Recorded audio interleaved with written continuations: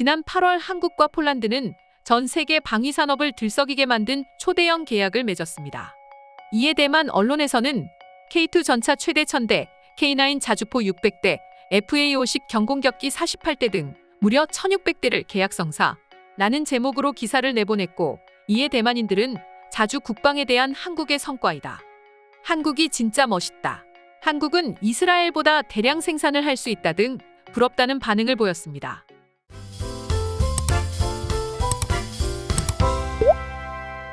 이 밖에도 한국 관련 기사는 미국, 영국, 일본, 독일, 프랑스 등 전 세계 모든 언론에서 다뤘을 정도로 초대박 뉴스가 아닐 수 없었습니다.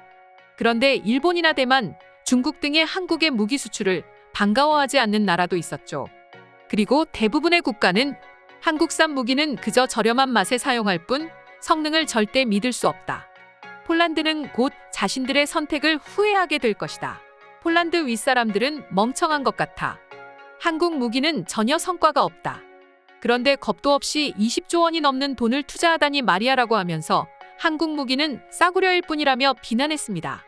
하지만 아시다시피 한국의 무기는 이미 인도, 튀르키예, 이집트 등 수많은 국가에 실전 배치되며 그 능력을 입증했습니다. 한국은 이지스함과 이제는 차세대 전투기까지 만들어내는 등 최고의 실력을 보여주고 있습니다. 실제로 한국산 무기를 구입한 나라들은 만족도 200%를 달성했고 말이죠. 그런데 사실 한국이 가장 자신 있는 무기는 역시나 포병이 아닐까 싶은데요. 한국은 K2 흑표 전차, K9 자주포를 통해 전 세계 포병 시장을 장악하고 있습니다. 그 중에서도 특히 K9 자주포는 이전 세계 최고로 불리던 독일산 PZ2000보다 월등히 잘 팔리고 있습니다. K9 자주포의 경우 전 세계 자주포 시장의 50% 이상을 점유하고 있습니다.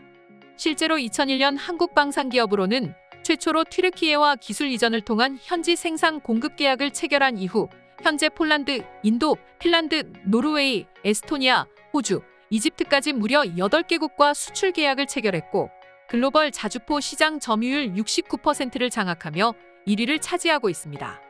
또한 K9 자주포는 영국 자주포 획득 사업에도 세계 최대 방산기업인 로키드 마틴 등과 팀 선더를 구성해 현재 K9A2 모델을 기반으로 참여하며 미국 사거리 연장 자주포 개발 사업에도 자동화 포탑 솔루션을 제안할 계획이라고 합니다.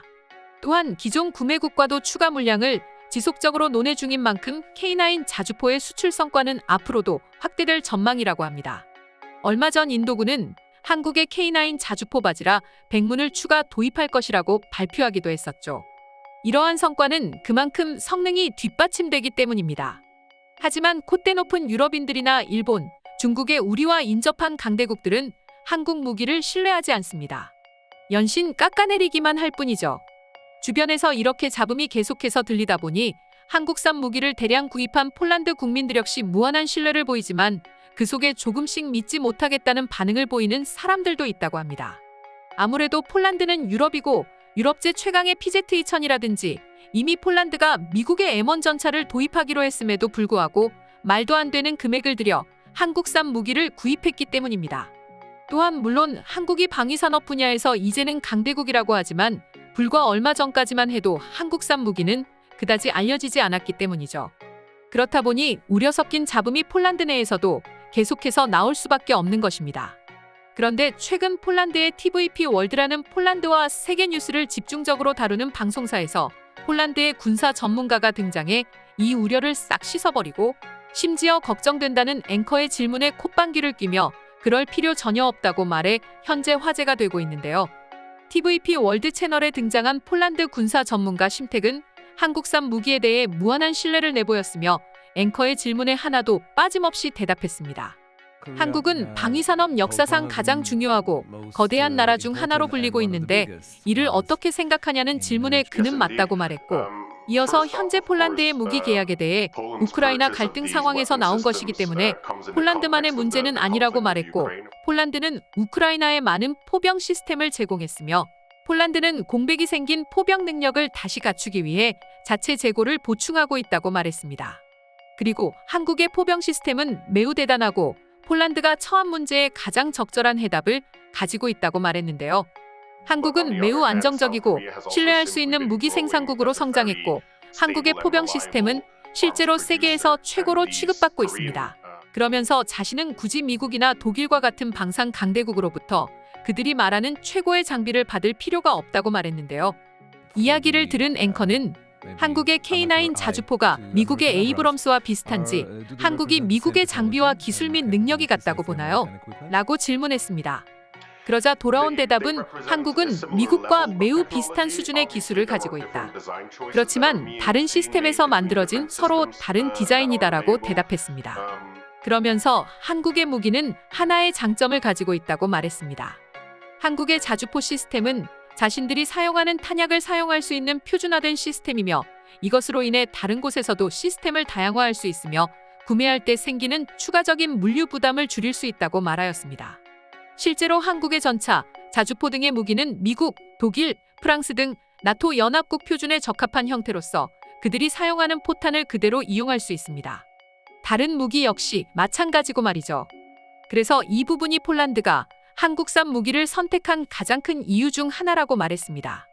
그렇지만 진행자는 한국의 탱크들이 과연 동유럽의 지형에서 잘 버틸 수 있나라는 의문이 든다고 말했습니다. 아무래도 한국과 폴란드는 서로 다른 지형을 가지고 있기 때문이겠죠. 그러면서 그는 한국산 무기가 폴란드의 지형을 견딜 수 있을까요? 라고 질문했습니다. 이때 폴란드 군사 전문가는 콧방귀를 뀌며 대답했습니다. 물론 지형이 무기 시스템에 엄청난 영향을 미친다고 생각합니다. 하지만 탱크나 포병 시스템은 실제로 산악 지형이나 도심이나 크게 다르지 않습니다. 물론 탱크나 전차의 디자인과 기동성은 실제 화력과 장갑만큼 중요합니다. 그러면서 인도를 예로 들었는데요. 인도는 실제로 매우 험준한 산악지대에 K9 자주포 바지라를 배치해 중국을 겨냥하고 있습니다.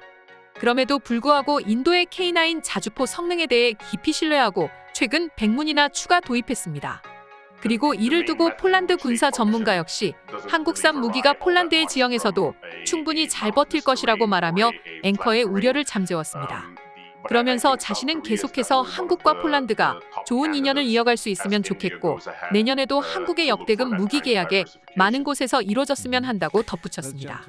이 밖에도 수많은 군사 전문가들이 한국산 무기에 대한 신뢰를 보이고 있습니다. 외신들 역시 이러한 군사 전문가들의 말을 인용해 한국이 곧 세계 4대 무기 강대국이 될 것이라고 앞다퉈 보도하고 있는 것이죠.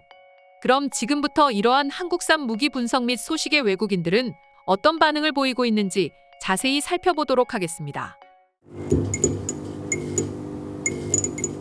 한국은 마치 전멸을 위협하고 있는 나라와 국경을 공유하고 있는 것 같아. 동쪽과 서쪽의 나라들에게 침략당한 경험이 있기도 하지. 그렇다 보니 한국은 놀랄 만큼 복잡한 고급 기술을 대거 보유하고 있어. 이제 한국은 그것들을 현실화하여 세계에 팔고 있는 거고, 내 생각에 중국은 한국 기술을 훔치려고 할 거야. 중국은 기술도 훔치고 김치도 훔치고 태권도도 훔치고 모든 한국의 것들을 훔치고 있잖아. 이제는 우습지도 않습니다.